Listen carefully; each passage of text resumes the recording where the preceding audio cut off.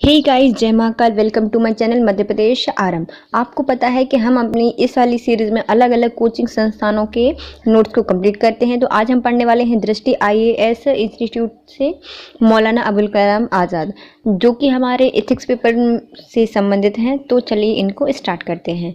यदि आप हमारे चैनल पर नए हैं तो पहले चैनल को सब्सक्राइब कर दीजिए, वीडियो को लाइक कीजिए, कमेंट कीजिए, शेयर कीजिए और सब्सक्राइब कीजिए चैनल। चलिए स्टार्ट करते हैं। मौलाना अबुल कलाम आज़ाद, इनका प्रारंभिक जीवन। मौलाना अबुल कलाम आज़ाद का जन्म मक्का अरब में हुआ था। इनकी माता अरबी मूल की थी और इनके पिता एक फारसी ईरानी निफ्ट जाति से आते हैं, मतलब निफ्ट जाति से आते हैं। इनकी आरंभिक शिक्षा मुस्लिम रीति रिवाजों के आधार पर हुई है। इन्होंने दर्शन शास्त्र, गणित, इतिहास आदि विषयों की भी शिक्षा प्राप्त की है। उर्दू, हिंदी, फारसी और अरबी भाषा पर पकड़ बनाई और लगभग 13 वर्ष की आयु में इनका विवाह जुलेखा बेगम से कर दिया गया। वे देवबंदी विचारधारा के करीब थे। इन्होंने कुरान के अन्य रूपों पर भी कई सारे लेख लिखे हैं। वे केवल मुस्लिम धर्म और शिक्षा तक ही सीमित नहीं थे। इन्होंने पाश्चात्य दर्शन और अंग्रेजी साहित्य को भी पढ़ा। वे सर सैयद अहमद खां के विचारों से सहमत थे। इनका परिचय देख लेते हैं। इनका जन्म 11 नवंबर 1888 को हुआ था। जन्म स्थान था मक्का, सऊदी अरब। इनका पूरा नाम था मौलाना अबुल कलाम आज़ाद महीउद्दीन अहमद। इनकी माता का नाम था आलिया और इनके पिता का नाम था मौलाना खुरुद्दीन। इनकी प्रसिद्धि थी, इनने स्वतंत्रता सेनानी रहे हैं, ये समाज सुधारक रहे हैं और एक क्रांतिकारी रहे हैं।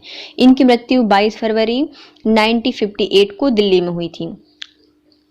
ये था इनका परिचय। क्रांतिकारी के रूप में उनका मानना था कि वे अंग्रेजी सत्ता भारत के शोषण के लिए जिम्मेदार है, अतः इन्होंने अंग्रेजी सत्ता का खुलकर विरोध किया है। वे सांप्रदायिकता को राष्ट्रीय विरोधी मानते थे। इन्होंने 1905 में बंगाल के विभाजन का विरोध किया था और ऑल इंडिया मुस्लिम लीग की अलगाववादी विचारधारा को खारिज कर दिया। अबुल कलाम आज़ाद ने स्वतंत्रता आंदोलन में सक्रिय भाग लिया।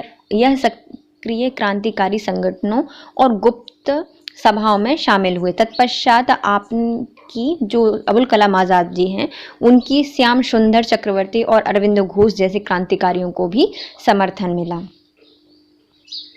वर्ष 1912 में अल हिलाल नामक एक उर्दू अखबार का प्रकाशन इन्होंने प्रारंभ किया।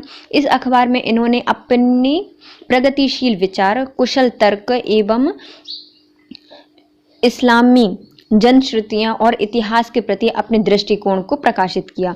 अल हिलाल के माध्यम से हिंदू मुस्लिम एकता का प्रसार किया एवं समी से राष्ट्रीयता एवं स्वतंत्रता संग्राम में शामिल होने की बात की।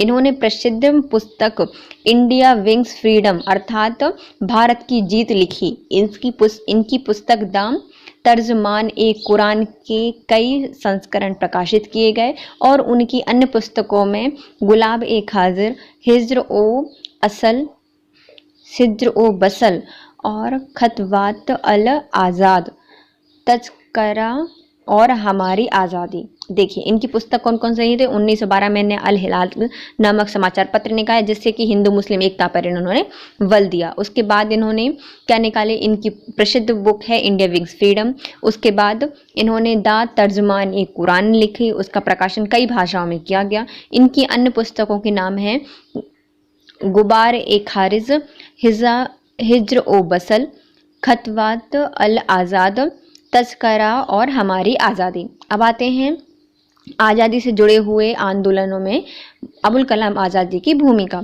अबुल कलाम आज़ाद जी ने खिलाफत आंदोलन के माध्यम से मुस्लिम समुदाय को जगाया। उन्होंने न केवल मुसलमानों के साथ मिलकर आंदोलन की दिशा, बल्कि राष्ट्रपिता महात्मा गांधी द्वारा शुरू किए गए असहयोग आंदोलन में भी भरपूर समर्थन किया। मुस्लिम लीग को अंग्रेजी संरक्षण से निकालकर राष्ट्रीय आंदोलन की तरफ खींचने में उनके प्रयासों का परिणाम था कि लीग कांग्रेस समझौता, लीग कांग्रेस समझौता कब हुआ था, तो ये हुआ था 1916 में। इन्होंने वर्ष 1919 में रोल एक्ट के विरोध में भी असहयोग आंदोलन को संगठित करने में सक्रिय भूमिका निभाई है। वर्ष 1923 में अबुल कलाम आज़ाद को दिल्ली में आयोजित कांग्रेस के विशेष सम्मेलन का अध्यक्ष बनाया गया था। तो इनको 1923 में दिल्ली का जो विशेष अधिवेशन हुआ था कांग्रेस का, उसमें इनको अध्यक्ष बनाया गया था। आज़ाद ने सदैव ही लोगों की सांप्रदायिक नीतिता का डटकर विरोध किया है। इन्होंने राजनीति मंच और गांधीवादी सत्याग्रहों के माध्यम से अंग्रेजों का विरोध किया और अपने कई बार जेल की यात्रा भी की। वर्ष 1931 में धरना सत्याग्रह के प्रमुख आयोजक रहे। समाजवाद, धर्मनिरपेक्षता एवं हिंदू मुस्लिम एकता को बढ़ावा दिया। 1935 में मुस्लिम लीग, जिन्ना और कांग्रेस के साथ बातचीत की वकालत की। इन्होंने राजनीतिक आधार सुदृढ़ किए जा सकते थे और 1938 में अबुल कलाम आज़ाद जी ने गांधी जी के समर्थकों और तत्कालीन कांग्रेस अध्यक्ष सुभाष चंद्र बोस के बीच पैदा हुए मतभेद को दूर करने में भी सेतु का काम किया। 8 अगस्त 1942 को अखिल भारतीय कांग्रेस कमेटी की ऐतिहासिक बैठक में मौलाना की अध्यक्षता में अंग्रेजों भारत छोड़ो का नारा दिया गया। शिमला सम्मेलन 1945 में लीग ने रवैये का कड़ा विरोध किया और इस सम्मेलन की विफलता को जल विभाजक की संज्ञा दी गई। 15 अगस्त 1947 को स्वतंत्रता मिलने के पश्चात गांधी जी, नेहरू जी, मौलाना आज़ाद, सरदार वल्लभ भाई पटेल, दूसरे नेताओं ने अपनी आज़ादी का भरी मन से स्वागत किया क्योंकि अखंड भारत का उनका सपना साकार नहीं हुआ था, लेकिन फिर भी वह आधुनिक भारत के निर्माण में काम में जुटे रहे। शिक्षा प्रणाली में इनका योगदान क्या था, देखिए इनका पहले अपन योगदान देख लेते हैं। स्वतंत्रता में क्या क्या योगदान दिया है। तो 1916 में जो कांग्रेस और लीग समझौता हुआ था वो इन्हीं के सहयोग से किया था। 1919 में रोलेट एक्ट का विरोध इन्होंने किया था और असहयोग आंदोलन को संगठित करने में इन्होंने प्रमुख भूमिका निभाई। 1923 में दिल्ली में जो विशेष अधिवेशन हुआ था कांग्रेस का, इसमें इनको अध्यक्ष बनाया गया। फिर 1931 में धरना सत्याग्रह में इन्होंने प्रमुख भूमिका निभाई। 1935 में मुस्लिम लीग, जिन्ना और कांग्रेस के बीच जो बातचीत हुई थी उसकी वकालत इन्होंने की है। 1938 में आज़ाद जी ने गांधी जी के समर्थकों और तत्कालीन जो कांग्रेस के अध्यक्ष थे सुभाष चंद्र बोस के बीच में सेतु का काम किया था बातचीत कराने में। 8 अगस्त 1942 को अखिल भारतीय कांग्रेस कमेटी की एक ऐतिहासिक बैठक हुई जिसमें भारत छोड़ो का नारा दिया गया। इनमें इन्होंने प्रमुख भूमिका निभाई। 1945 में लीग के रवैये का कड़ा विरोध किया और सम्मेलन की विफलता को जल विभाजक का इन्होंने सूचक माना। जब भारत आज़ाद हुआ 15 अगस्त 1947 को इन्होंने स्वतंत्रता में भारत का साथ दिया और अखंड भारत के निर्माण में इन्होंने बहुत काम किया। अब आते हैं शिक्षा प्रणाली में इनका योगदान। मौलाना आज़ाद वर्ष 1947 से 1958 तक भारत के पहले शिक्षा मंत्री रहे। यह भारत की आधुनिक शिक्षा व्यवस्था के शिल्पकार माने जाते हैं। भारतीय प्रौद्योगिकी संस्थान IIT और विश्वविद्यालय अनुदान आयोग UGC की स्थापना का श्रेय मौलाना अबुल कलाम आज़ाद को ही जाता है। इन्होंने स्त्री शिक्षा पर विशेष बल दिया है। शिक्षा एवं संस्कृति की विषय हेतु इन्होंने निम्नलिखित संस्थान चलाई हैं। मतलब संस्कृति और शिक्षा के लिए इन्होंने जो संस्थान चलाई हैं उनके नाम है संगीत नृत्य अकादमी जो कि 1953 में स्थापित की गई थी, साहित्य अकेडमी जो कि 1954 में स्थापित की गई और ललित कला अकेडमी जो 1954 में ही स्थापित की गई। इन्होंने 3 संस्थान बनाई थी शिक्षा और साहित्य के लिए।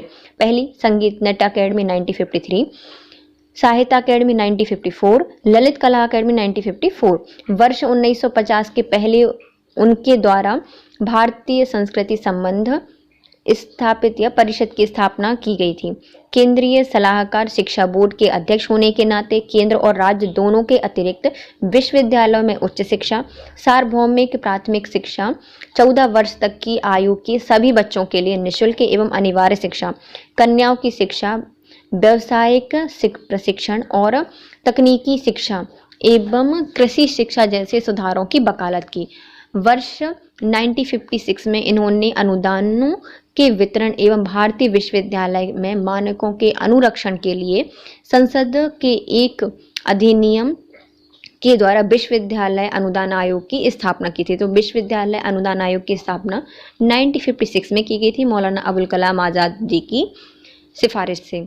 इनकी मृत्यु 22 फरवरी 1958 को इनका निधन हो गया और वर्ष 1992 में इनको मरणोपरांत मौलाना अबुल कलाम आज़ाद जी को भारत रत्न से सम्मानित किया गया। मौलाना अबुल कलाम आज़ाद का जन्म दिवस 11 नवंबर को राष्ट्रीय शिक्षा दिवस के रूप में मनाया जाता है। आज़ाद का चिंतन। अब आते हैं मौलाना जी के चिंतन क्या क्या रहा है। तो मौलाना अबुल कलाम आज़ाद जी पूर्व एवं पाश्चात्य के समन्वयकारी एवं सामूहिक राष्ट्रवाद के समर्थक रहे हैं। सर सैयद अहमद खां से भी गहरे तौर पर प्रभावित थे। खिलाफत आंदोलन के बाद आज़ाद पूर्णतः उदारवादी, धर्मनिरपेक्ष और हिंदू मुस्लिम एकता के समर्थक बन गए। वे धर्म के मार्ग में तर्क और ज्ञान को सहायक मानते थे। आज़ाद ईश्वर के सर्वशक्तिमान सार्वभौमिक स्वरूप के प्रतिपादक थे। वे ईश्वर के एकाधिकार स्वरूप के समर्थक थे। आज़ाद मनुष्य के उचित कर्म की भावना पर बल देते थे। वे सभी धर्मों का उद्देश्य एक आदर्श समाज की स्थापना में निहित मानते थे। वे मृत्यु को जीवन का अंत स्वीकार नहीं करते थे। आज़ाद जी का तर्क था कि मानवता का सर्वोत्तम गुण मानते थे। आज़ाद सांप्रदायिक सद्भावना के प्रतीक थे। उनका मानना था कि राष्ट्रवाद भी संकुचित न होकर सर्वमान्य कल्याण हेतु विश्व बंधुत्व की भावना के अनुरूप होना चाहिए। अहिंसा के संबंध में आज़ाद का विचार था कि अहिंसा राष्ट्रीय स्वतंत्रता की प्राप्ति हेतु एक साधन मात्र है और यह यदि आवश्यक हो तो शक्ति के प्रयोग में नहीं हिचकना चाहिए, किंतु शक्ति का प्रयोग अंतिम असहाय स्थिति में ही करना चाहिए। आपका मानना था कि इस्लामिक एवं राजनीतिक विचारों का आपकी पत्रिका अल हिलाल के माध्यम से प्रसार किया जाए। साथ ही अल हिलाल के माध्यम से मुस्लिम समुदाय ने प्रजातांत्रिक, पारस्परिक सहयोग, राष्ट्रवाद, भाईचारा, सद्भावना के विचारों को प्राप्त करने की दिशा में व्यापक जनमत तैयार किया। मौलाना अबुल कलाम आज़ाद का विचार दर्शन प्रमुख रूप से सत्य, बुद्धि और तर्क पर आधारित था। ये थे हमारे अबुल कलाम आज़ाद जी। यदि आपको वीडियो थोड़ा सा भी यूजफुल लगा है तो पहले वीडियो को लाइक कीजिए, कमेंट कीजिए और चैनल को सब्सक्राइब कीजिए। Thank you so much. Have a nice day.